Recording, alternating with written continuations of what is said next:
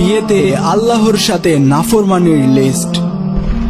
বলা হলো নিজে গিয়ে মেয়ে দেখতে, আর আমরা শুরু করলাম সবাই মিলে মেয়ে দেখতে। বলা হলো মেয়ে দিনদার কিনা সেইটা দেখতে, আর আমরা শুরু করলাম মেয়ে সুন্দর কিনা সেটা দেখতে।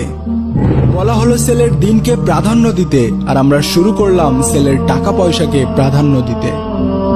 বলা হলো নিজের পছন্দ মতো মেয়ে দেখে বিয়ে করতে, আর আমরা শুরু করলাম অন্যের মন রাখতে। বলা হলো মেয়ের মতামত নিয়ে বিয়ে দিতে, আর আমরা শুরু করলাম নিজের ইচ্ছাতে বাধ্য করে বিয়ে দিতে। বলা হলো কম খরচে বিয়ে করতে, আর আমরা শুরু করলাম আনুষ্ঠানিকতার নামে টাকা অপচয় করতে।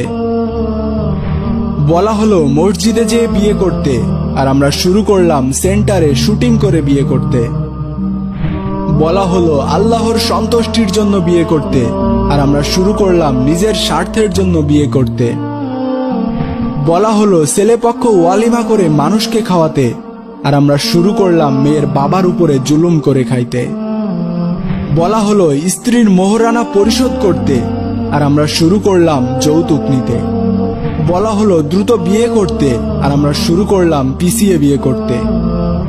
বলা হলো বিয়েকে সহজ করতে, আর আমরা শুরু করলাম বিয়েকে কঠিন করতে।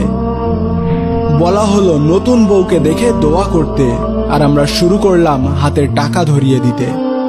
বলা হলো স্বামীকে সম্মান করতে, আর আমরা শুরু করলাম নিজের ইচ্ছাতে নিয়োজিত করতে। বলা হলো স্ত্রীকে ভালোবাসতে, আর আমরা শুরু করলাম শালীর সাথে মিশতে। বলা হলো স্ত্রীর সাথে সুন্দর করে কথা বলতে, আর আমরা শুরু করলাম তার সাথে দাসীর মতো আচরণ করতে। বলা হলো দেবর থেকে দূরে থাকতে, আর আমরা শুরু করলাম দেবরের সাথে ফাজলামিতে মেতে উঠতে। বলা হলো স্বামীর জন্য সাজতে, আর আমরা শুরু করলাম একজন রাস্তার ছেলের জন্য কামনার বস্তু হতে।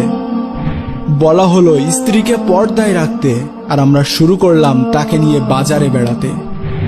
বলা হলো সামর্থ্যহীন দিনদার পুরুষগণ ফিতনা হতে বাঁচতে কলমা করে রাখবে, আর আমরা শুরু করলাম এঙ্গেজমেন্ট বা রেজিস্ট্রি করে রাখতে। এরকমই আরো হাজারো ঘটনা আছে যা আমরা সব সময় উল্টোটাই করে থাকি। আমাদের কারণেই বিয়ে নামক ইবাদতটি দিন দিন কঠিন হয়ে গিয়েছে।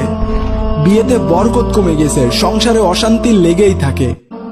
দিন দিন বাড়ছে তালাকের সংখ্যা, তার কারণ আমরা বিবাহের সুন্নাত থেকে সরে যাচ্ছি। মহান আল্লাহ তাআলা আমাদেরকে হেফাজত